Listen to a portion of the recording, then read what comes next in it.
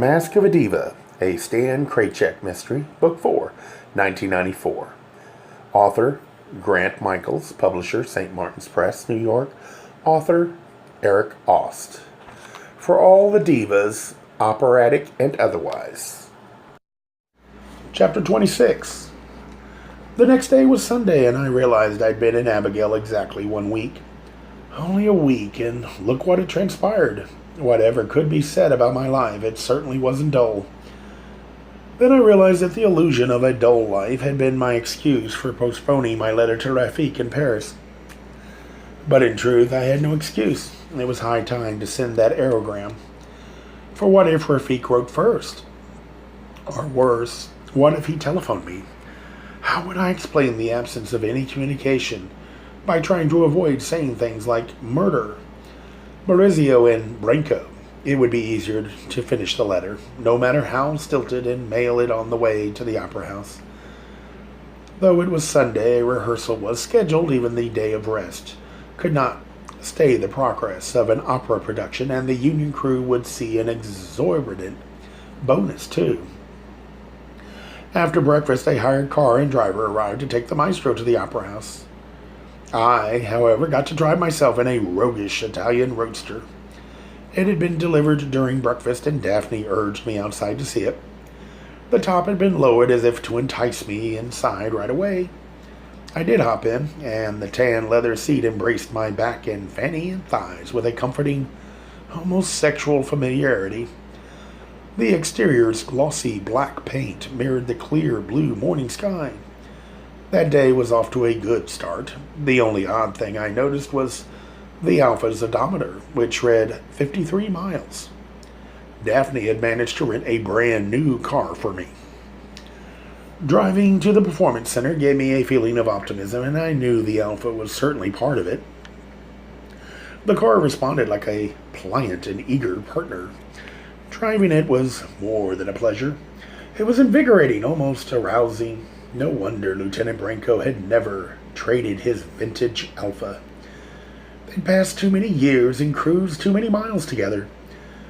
But beyond the car itself, it felt good to be on my own. Since arriving at the festival, I had always been in the company of others, which is usually fine for us ultra-social Geminis. But sometimes we like to get away from people too.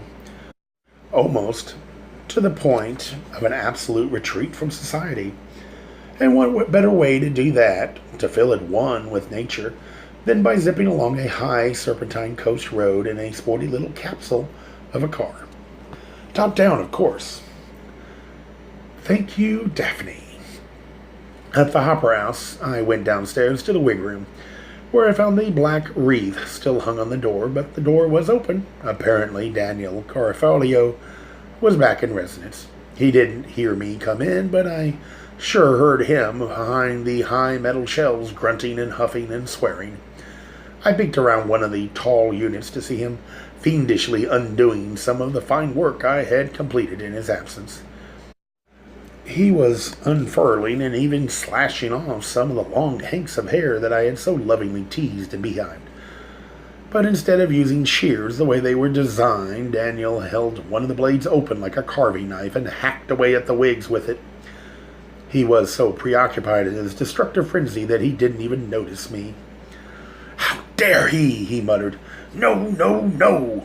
He raged as he tore into another of my masterpieces of excess. "All wrong!" Such were the consequences of not following the costume designer's instructions to the letter. I had tried to be creative, and look what happened. I certainly wasn't about to confront Daniel at that moment. Not with that open blade in his hand, and not after the good day's start I'd had driving the Alpha. So I sneaked out and went up to the backstage area. Rhonda Luca wasn't there yet, and with the cat away, the mice did play. That morning the mice, members of the stage crew, were playing poker, even at that early hour. Because of the sixth probe, the crew would have a fairly easy workday, but thanks to the wonder of unions, they'd still receive a Sunday bonus, which had seemed to be wasting no time in gambling away. I overheard them talking amongst themselves. Too bad Luca's not in this game. She always bids high. Yeah, but if she was back here now, we wouldn't be playing, would we? I guess not. What the hell's she doing out there anyway? Why do you think she's watching that other broad? Can't hardly believe she's like that.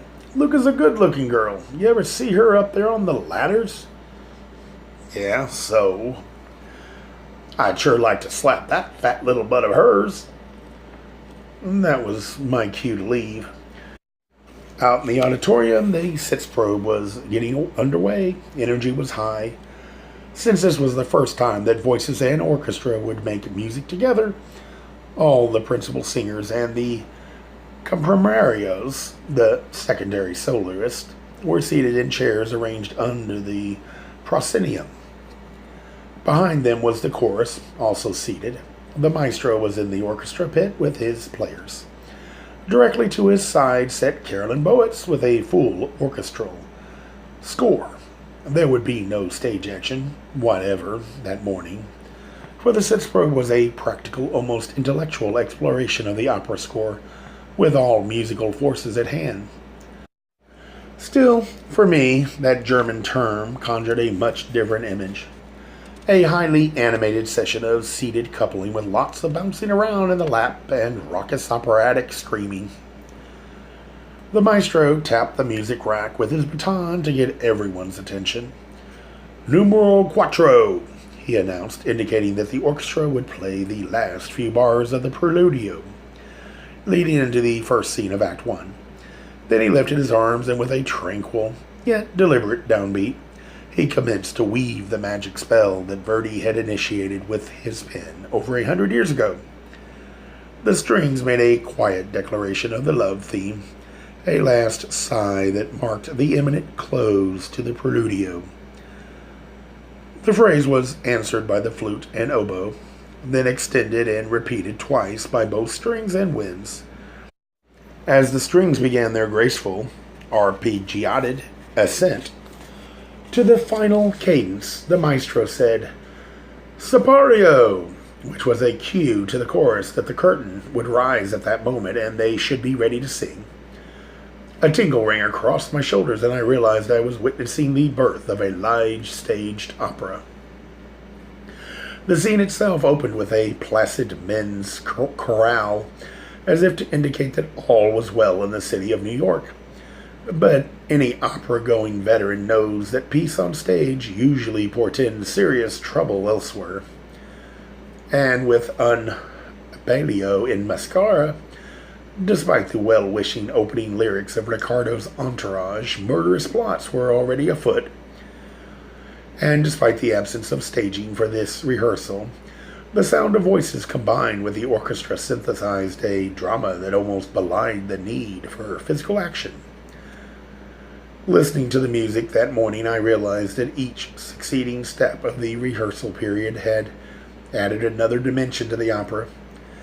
Each day provided another new and unexpected sensation, just like a good lover who can keep you slightly off balance with yet another surprise and then make you hungry for more. Maybe that's what kept all these people at it, despite the dawning odds of success in the world of opera. There was always the anticipation of the unexpected thrill when a moment of performance traveled to a place or came from a place that no one had ever imagined yet. Maybe that's what they call inspiration. I know because it happened at the styling chair too. I scanned the seats in the darkened auditorium and spotted Rhonda Luca about midway up in an aisle seat. I tiptoed my way around the side aisle, then scooted across an empty row to get a seat next to her. I whispered, "I've never been to one of these before. It's almost like a concert performance." "But even better," said Rhonda, "because you know it's on the Wade beam staged." I nodded agreeably, as if I knew all about such things. Rhonda said, "This is usually the rehearsal when some tenor marches to the edge of the apron and sings his aria full out." She chuckled quietly. "Some singers just don't get it." "Don't get what?" "This rehearsal is for the conductor and the orchestra, and the singers to perform together for the first time. It's a group effort. It's not a private concert for some button-dick tenor who can only sing the big solo when the house is empty. I assumed she was referring to the new Ricardo who was about to sing his first aria of the opera. I said, "Do you think that guy has a butt-dick?" "No," said Rhonda, "not him. The other one. David, what's his name?" I corrected her. "You mean Bruce David?" "David, Bruce, what does it matter when someone has two first names? But this guy is going to be good. He's just about ready to sing from his balls, and when that happens, he's going to be great. And that'll make April look even better." "April?" I said. "I thought you liked Carolyn." "Oh, yeah," said Rhonda. "Carolyn's my girl, at least I hope so someday, but April and Carolyn are a team. They're planning a concert tour together after the recording sessions are over."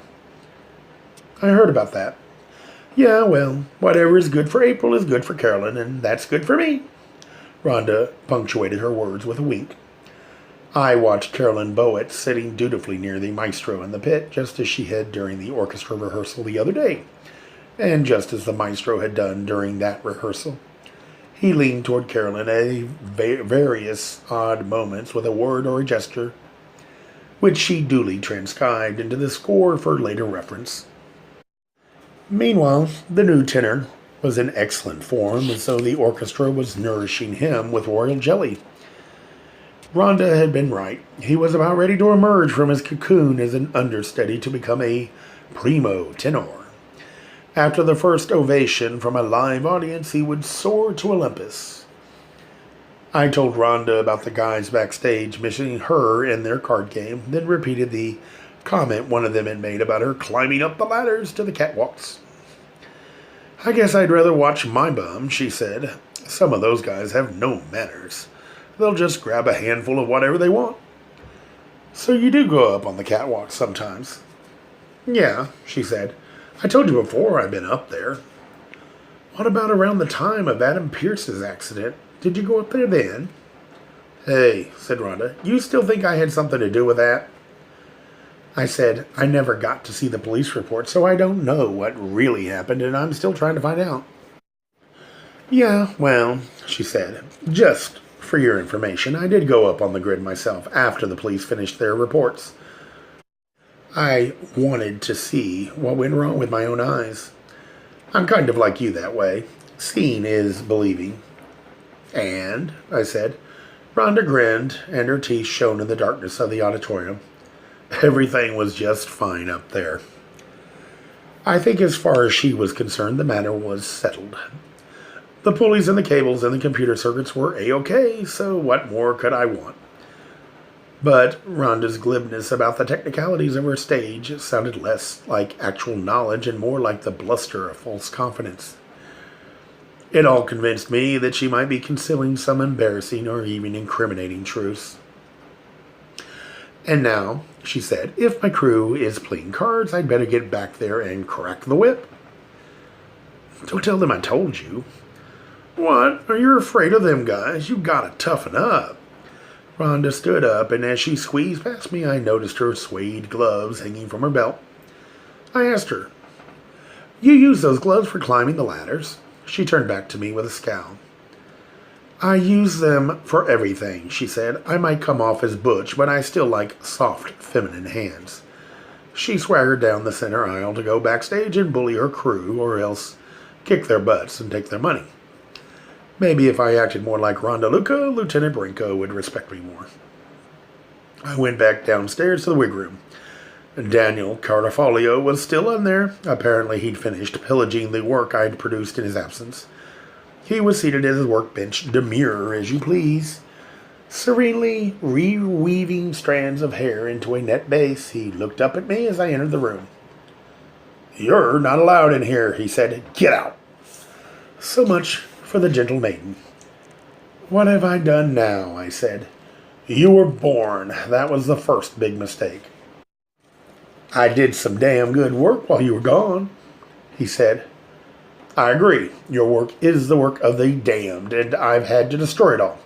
Now are you going to leave, or am I going to have to call the head of costume? Was that supposed to be a threat? The head of costume? I said, I'll leave, but I've got to tell you, Daniel, you really should lock yourself away in some Soho loft with your Maria Callas recordings. Spare me your judgments. It's a fact, Daniel, not a judgment. Some of us enjoy our work. We don't all use art as an outlet for our neuroses. That's fine coming from you, he spluttered. You're the laziest, most untalented, undependable, untrustworthy, and neurotic person I have ever met. You ought to check the mirror sometime, if you can find one that won't crack in your face. Get out, he screeched. Get out before you get what you deserve. He picked up a heavy hairbrush from his workbench and flung it at me. I ducked. The brush whizzed by overhead and struck a mirror behind me. The glass shattered and fell to the floor.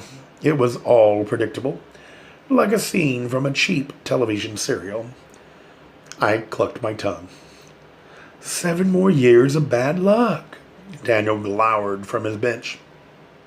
I'll get you for this. You attempted the assault, pal, not me. I'll see you in court, he shrieked. He grabbed the heavy shears from the bench and threw them wildly, so wildly that they spun far off their intended mark and flew out through the doorway and crashed loudly on the corridor floor. Seconds later, 2 faces peered around the jamb of the open door. One a man's, one a woman's. The female head spoke first. We heard some noise from down in the costume room. Do you guys need help? Daniel exclaimed. He tried to kill me. The male head said, I'd better get the security guard. And he left quickly. I called after him. He's lying. He threw those shears at me. But the man didn't come back. I debated whether I should leave the scene myself in my own best interest.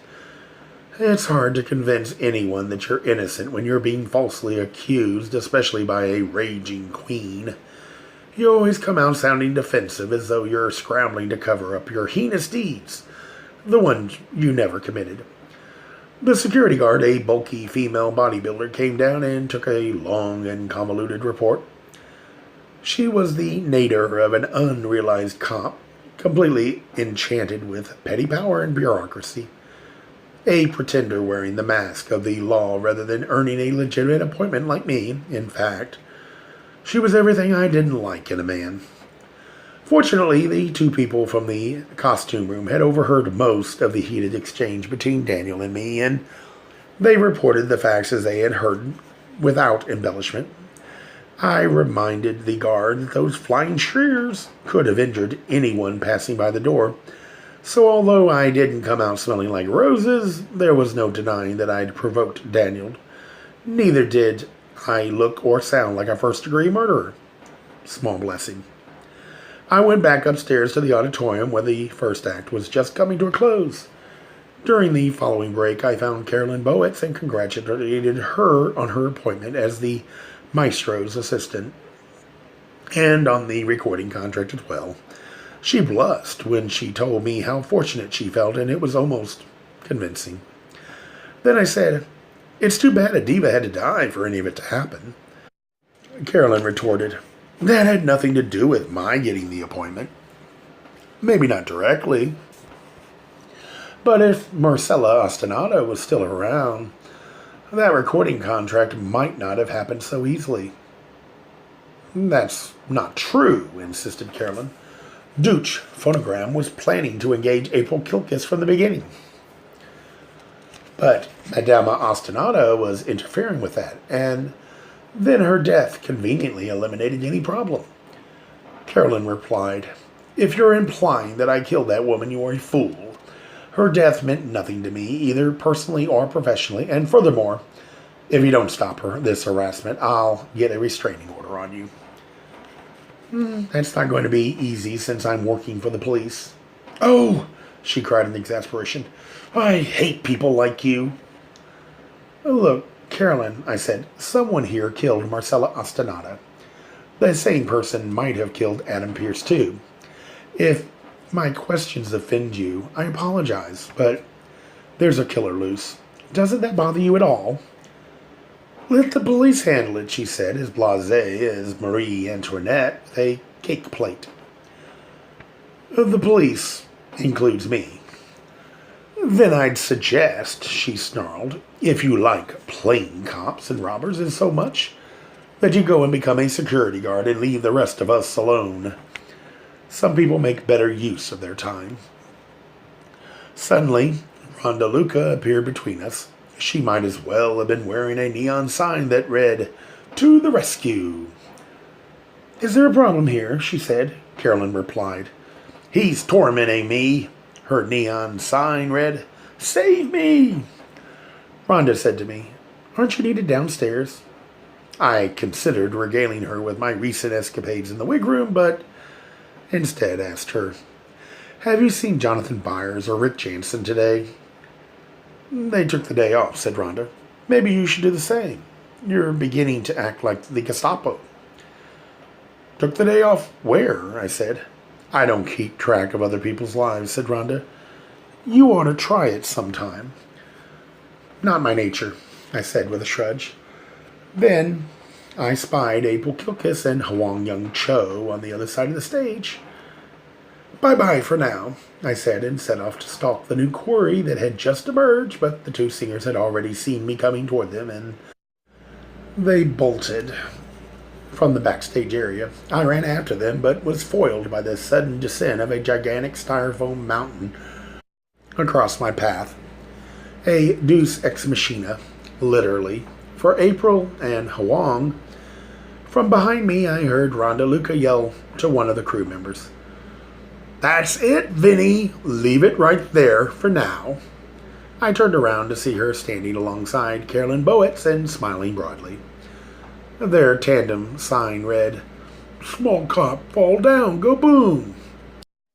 Thanks, Rhonda, for your many small kindnesses. I decided to go outside for some fresh air. In fact, with my recently acquired wheels, I could do some off-campus sleuthing. Maybe even find Johnny Byers and his boy thing in their Swank Motor Hotel, exercising and exorcising their psychosexual selves. With that appealing vision in mind, I departed through the stage door only to find an extraordinary and complimentary vision awaiting me outside. Lieutenant Branco was wrapped with the shiny new Alfa Roadster that Daphne had rented for me. I could almost perceive his younger self face to face with the car of his dreams. You like it, I said. Branco replied. Who wouldn't?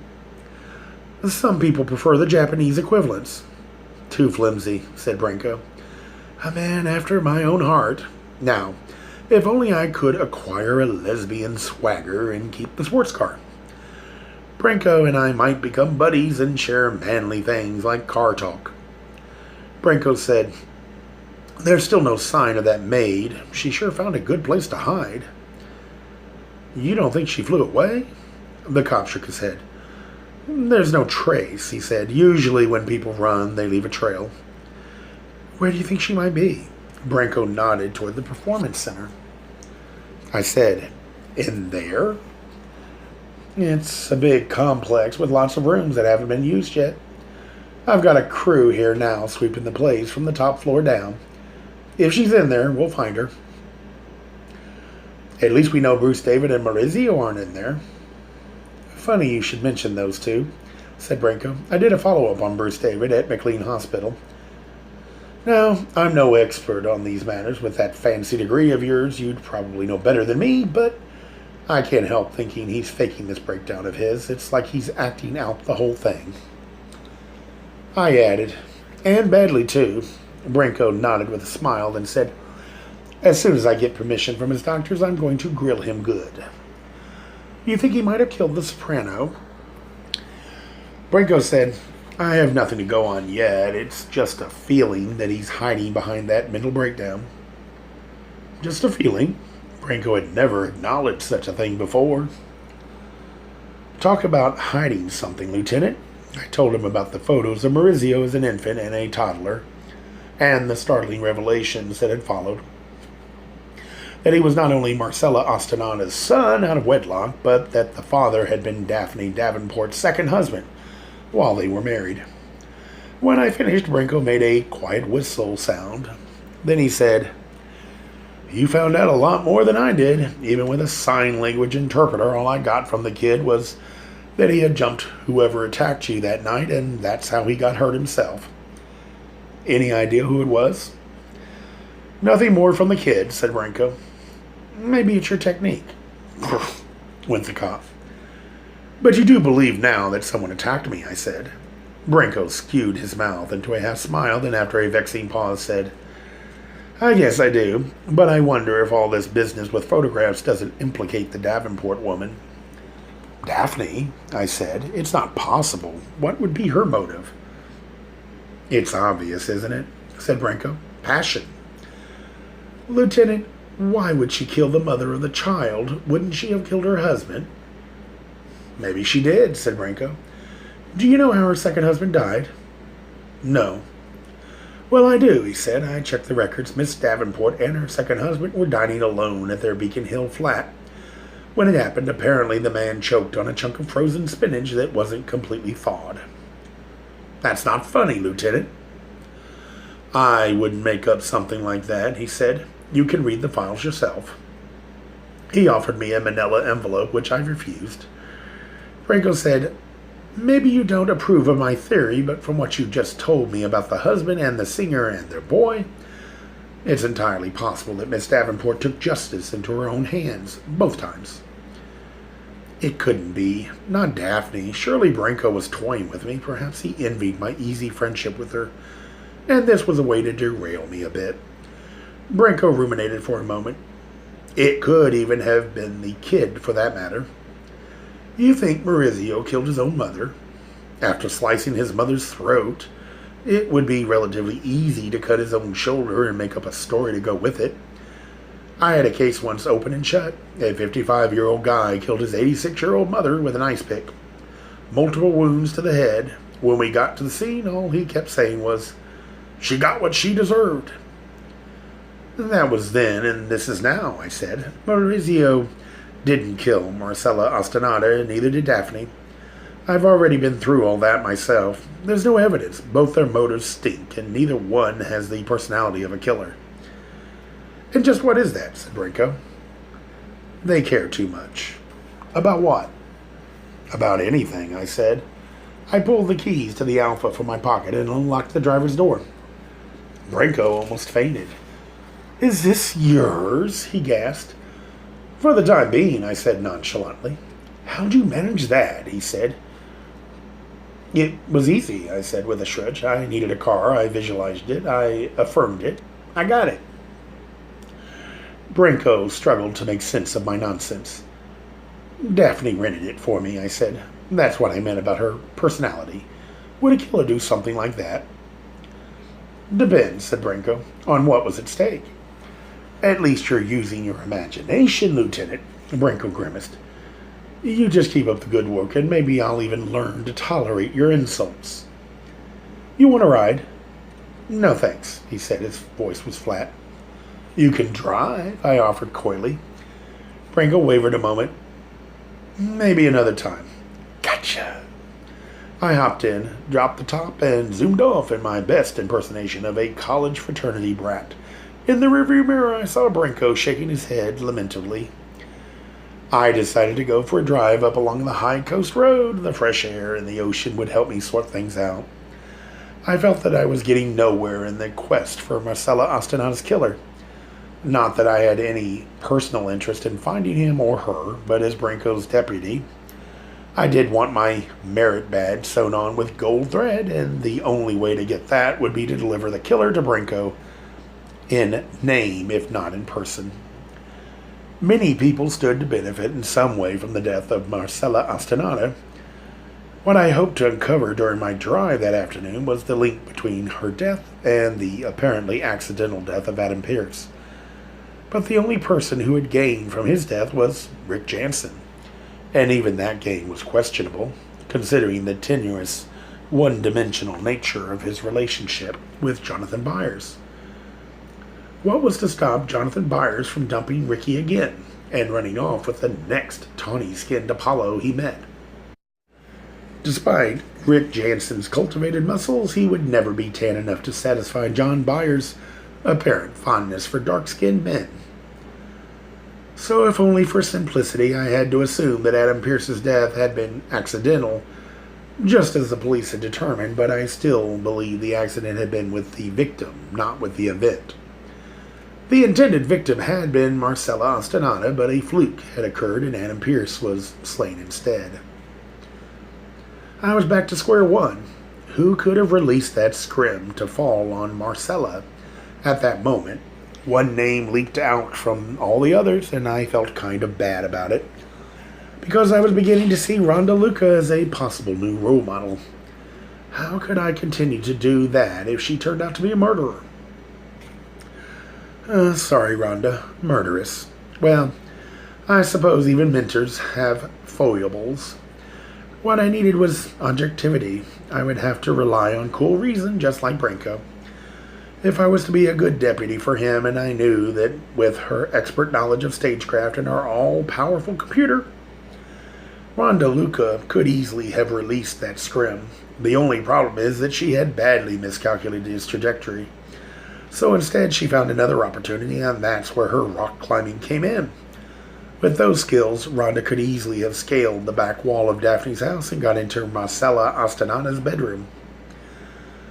The only real problem with Rhonda Luca as the killer is that her motive was null. It was all tangled up with the career of Carolyn Bolitz. And to me, unrequited love just wasn't a strong enough reason to kill a third person. Rhonda was too entrenched in pragmatism for such sentimental mush. That's why I chose her as my role model, to learn how to become strong and manly. Then again, when cornered, she sure could be a passionate little beast. Why I was being cold-hearted, I realized that Maurizio could have released that scrim too. According to Rhonda, he spent a lot of time backstage, which gave him ample opportunity. But then Rhonda may have been deflecting suspicion from herself. Even if Maurizio had released that scrim and missed his intended target, could he have later executed his mother with a knife? He seemed too much like a terrified wild animal to commit a violent act that required such fortitude and planning. Running away he was good at. A strategically devised beheading, not so. In fact, I wonder if he really knew Marcella Ostanada was his mother. It was only the maestro's words that said so. Could he have killed Marcella? But why would he? Did she have some hold on him? His directorial powers did seem to revive after her death, as though he had been freed from great mental and emotional constraints. Was killing Marcella the maestro's final victory over her? Jonathan Byers had been openly relieved by Marcella's death. She would have ruined his production, and with her out of the picture, his self-serving vision of Verdi's opera could be realized. But why not just break her contract, pay her off, and send her packing? In fact, why had she been engaged in the first place for a production that was so blatantly opposed to her temperament? There was murkiness to be cleared up there. Perhaps, as a British knight, Sir Jonathan had seen Marcella Ostanada as a dragon to be slain. His sense of duty had prevailed, and off came her head. But who was the metaphorical damsel in distress? And what about Carolyn Bolitz, April Kilkis, Hwang Young Cho? Like Rhonda Luca, their motives were too weak. The only benefit of Marcella's death was to their careers, and none of the three seemed hell-bent enough on success to kill for it. Not like Marcella herself. Then again, the two singers were excellent actors. Then there was Daniel Carafulio. A small, untamed voice inside me said, "Too bad he didn't get it in the neck. Who would miss him anyway? All he did was rage like a mad queen, just as Jonathan Byers had done for Marcella." I would probably express good riddance to a dead Daniel. And finally, I could make no sense of Daphne killing Marcella. For what? A stolen brooch, an infidelity committed over 25 years ago? Besides, Daphne was incapable of killing someone. She couldn't even look at blood, or so she claimed. Then again, she had got through medical school, which meant she would know how to kill effectively. And she was a psychiatrist, too, among whom rank some of the world's most accomplished actors. So the whole story about fainting at the sight of blood could have been just that, a magnificent feint, and anyone can pretend to faint, especially into Lieutenant Branco's big, strong arms. And I also wondered to what extent Daphne's maternal, womanly, jealous instincts had been awakened by the discovery of Maurizio's father being her late husband, Sid.